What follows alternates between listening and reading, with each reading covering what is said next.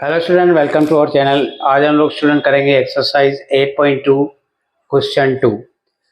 Question 2 is choice the correct option and justify your choice. मतलब student MCQ मिले हुए हैं, 4 आंसर मिले हुए हैं, एक को पसंद करना है। तो मेथड तो करेंगे हम लोग, क्योंकि मेथड से ही पता पड़ेगा कि कौन सा आंसर करेक्ट है। तो फर्स्ट स्टेप, ये फर्स्ट क्वेश्चन मैंने लिखा 2 tan theta plus upon 1 plus tan square 30। 2 tan 30 upon 1 plus tan square 30। तो स्टूडेंट फर्स्ट स्टेप ये होगा कि इसमें वैल्यू डालेंगे। तो 2 सेम, tan 30 की वैल्यू 1 अपॉन √3, देन 1 और tan 30 की वैल्यू 1 अपॉन √3 होल स्क्वायर। अब इसमें 2 इसको मल्टीप्लाई करेगा, 2 अपॉन √3 1 प्लस 1 अपॉन 3। स्टूडेंट करेंगे एलसीएम, 3 प्लस 1, ये ऊपर सेम, 2 अपॉन √3 3 प्लस 1 अपॉन 3। तो स्टूडेंट ये प्लस करेंगे और इसको सिंप्लीफाई करके लिखते हैं। 2 अपॉन √3 और नीचे आएगा 3 प्लस 1 4 अपॉन 3। अब स्टूडेंट ये बिल्डिंग बन गई, इसको ब्रेक करते हैं, फर्स्ट लास्ट मल्टीप्लाई का रिलेशन रखते हैं और सेकंड थर्ड मल्टीप्लाई का रिलेशन। 2 की टेबल 1 टाइम 2 टाइम, तो स्टूडेंट यहाँ होगा 3 ऊपर 2 √3 नीचे। अभी स्टूडेंट 3 एक ऐसे ही है और एक रूट में है, तो जब ऐसी पोजीशन आती है, एक 3 ऐसे और एक रूट में, तो इस 3 को हम लोग √3 दो बार लिखते हैं।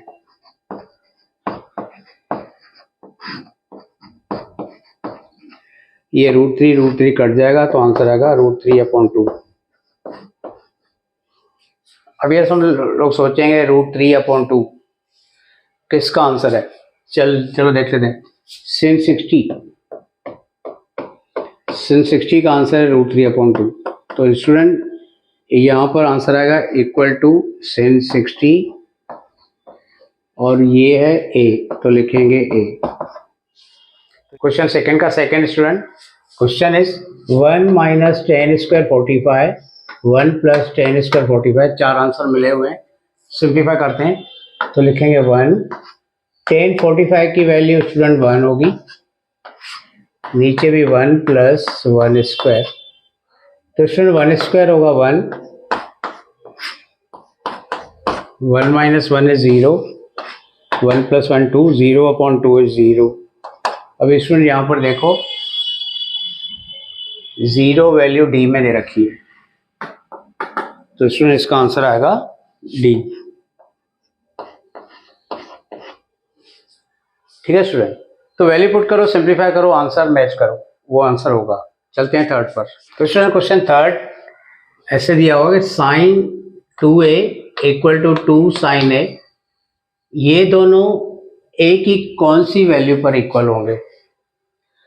तो स्टूडेंट यहाँ पर क्या करेंगे हम लोग, ये जितनी भी इन्होंने वैल्यू दी है एक एक को चेक करेंगे कि पहले a की जगह 0 पुट करके देखेंगे कि ये दोनों इक्वल हैं कि नहीं। अगर नहीं हो रहे हैं तो हम लोग 30 पे जाएंगे, अगर नहीं हो रहे हैं तो 45 पे जाएंगे। ऐसे एक एक को चेक करके ये आंसर फाइंड करेंगे। तो सबसे पहले स्टूडेंट हम लोग लेफ्ट हैंड साइड लेते हैं, sin 2a, a की वैल्यू ये 0 लेके चेक करेंगे पहले, sin 2 into bracket 0, 2 into 0 is 0, sin 0 की वैल्यू स्टूडेंट होती है 0। ठीक है, तो जब अभी हम लोग राइट साइड लेंगे, right side is 2 sin a की जगह ये 0 ही पुट रखेंगे, 2 sin 0। अभी 2 सेम लिखेंगे, sin 0 की वैल्यू 0, 2 इंटू 0 इज 0। तो स्टूडेंट a की वैल्यू जब हम लोगों ने 0 ली, तो जो इसकी वैल्यू आ रही थी वही इसकी वैल्यू आ रही थी। Therefore here correct answer is a। Correct answer is 0 और ये a इक्वल टू 0 किस में मिला हुआ है, a में। तो इसका आंसर होगा ए। चलो स्टूडेंट चलते हैं नेक्स्ट क्वेश्चन पर। Next question is 2 10 30 1 minus 10 square 30। तो फर्स्ट स्टेप वैल्यू पुट करते हैं। 10 30 की वैल्यू 1/√3, 1 माइनस 1/√3, 2 इंटू 1 2/√3, नीचे ये सेम माइनस स्क्वायर से सिंप्लीफाई। अभी नीचे एलसीएम 3 माइनस 1 2/3, तो ऊपर आएगा 2/√3, नीचे आएगा 3 माइनस 1 2/3। अभी स्टूडेंट ये बिल्डिंग बन जाती है तो गिराते हैं, फर्स्ट और लास्ट मल्टीप्लाई में लिखते हैं, और ये बीच वाले दोनों मल्टीप्लाई का रिलेशन रखते हैं। ये 2 2 कट।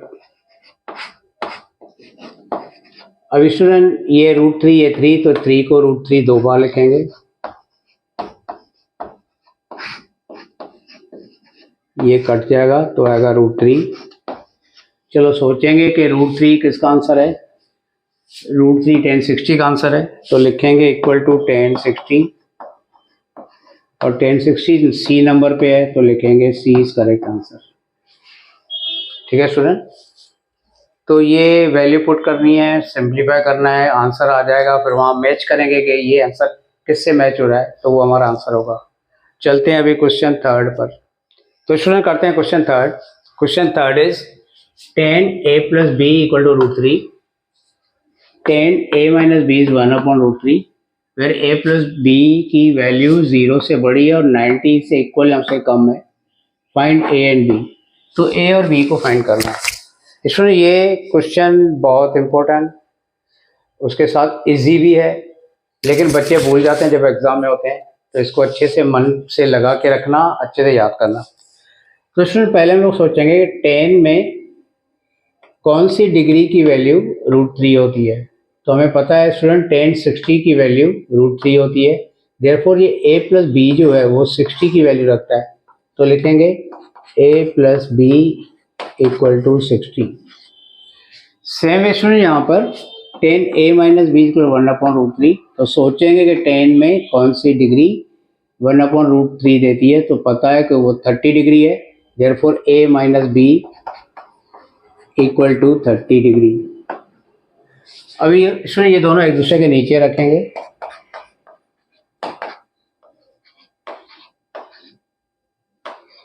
अभी स्टूडेंट थर्ड चैप्टर में एलिमिनेशन मेथड की थी, एलिमिनेशन मेथड की हेल्प लेंगे और a और b को फाइंड करेंगे। तो b प्लस b माइनस कट जाएगा, 1a is equal to 2a, 60 plus 30 equal to 90, 2 upon में जाएगा, तो स्टूडेंट a की वैल्यू आएगी 45। अभी b की वैल्यू फाइंड करनी है, तो कोई भी एक इक्वेशन ले लेते हैं। मैं फर्स्ट वाला ले लेता हूँ, a plus b equal to 60। अभी a की वैल्यू 45,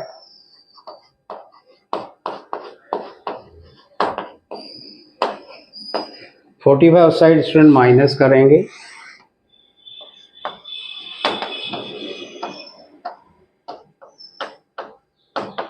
तो b की वैल्यू स्टूडेंट 15। तो स्टूडेंट यहाँ पर एक बात आप याद करोगे, ये जैसे इन्होंने 10 दिया है, वैसे साइन भी देते हैं, कभी कॉस भी देंगे, कभी कोट भी देंगे। मेथड सेम होगा। a प्लस बी की डिग्री फाइंड करोगे, a माइनस बी की डिग्री, एलिमिनेशन में जाके a और b को फाइंड करोगे। तो पिछले 2 साल जो एग्जाम में आया था, 10 की जगह साइन रख के दिया था, तो साइन की वैल्यू हम लोग रखते हैं, वो जिस वैल्यू में a प्लस बी आता है वो रखते हैं। तो स्टूडेंट चलते हैं नेक्स्ट क्वेश्चन यहाँ पर 4 पर। तो स्टूडेंट हम लोग करते हैं question 4। State whether the following are true और फॉल्स, जस्टिफाई योर आंसर। तो स्टूडेंट ये फर्स्ट स्टेटमेंट में पढ़ रहा हूँ और उसको फिर समझेंगे कि ये ट्रू है कि फॉल्स है, और है तो क्यों है। तो first is sine into bracket a plus b equal to sine a plus sine b. तो बोल रहे हैं कि ये जो इक्वेशन है साइन के दोनों के बीच, वो इक्वल है कि नहीं। तो इसमें यहाँ पर हम लोग ए और बी की अलग अलग वैल्यू लेके चेक करेंगे कि ये इक्वल होते हैं कि नहीं। तो हम यहाँ पर साइन की वैल्यू, ए की वैल्यू 30 लेंगे, बी की वैल्यू 60 लेंगे। ये आपकी मर्जी, आप कोई भी वैल्यू ले सकते हो, लेकिन एक बात याद करोगे कि वो दोनों वैल्यू और दोनों का जो सम होगा उसकी वैल्यू आपको पता होनी चाहिए। तो यहाँ पर मैं ए की वैल्यू 30 ले रहा हूँ, बी की वैल्यू 60 ले रहा हूँ और चेक कर रहा हूँ कि वेदर दे आर इक्वल और नॉट। तो फर्स्ट मैं इसको ले रहा हूँ, साइन ए की जगह 30, बी की जगह 60, दोनों को करेंगे प्लस, तो आएगा साइन 90। अब इसमें साइन 90 की वैल्यू आपको पता है 1 है, ठीक है। अभी मैं उसको कैरी करता हूँ, साइन 30 प्लस साइन 60। इसमें साइन 30 की वैल्यू 1/2, साइन 60 की वैल्यू √3/2। दोनों को प्लस करेंगे तो आएगा 2 1 प्लस √3। तो देखो स्टूडेंट, ये आंसर जो लेफ्ट साइड का आया और ये आंसर जो राइट साइड का आया वो इक्वल नहीं है। Therefore this statement is not true. इन्होंने बोला है, सो लिखेंगे therefore statement is not true.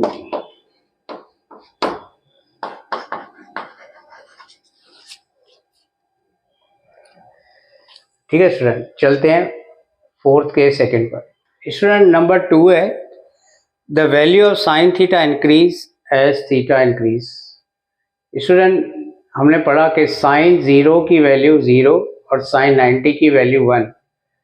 तो जैसे थीटा 0 था उसकी वैल्यू 0 थी, जैसे थीटा 90 था तो साइन की वैल्यू 1 हो गई। इसका मतलब ये हुआ जैसे थीटा की वैल्यू इंक्रीज होती है साइन थीटा की वैल्यू इंक्रीज होती है। तो दिस स्टेटमेंट इज ट्रू। ठीक है स्टूडेंट, स्टूडेंट चलते हैं 4 के थर्ड पर। The value of cos theta increase as theta increase. तो स्टूडेंट, कॉस हमेशा साइन से उल्टा होता है वैल्यू के रेफरेंस में।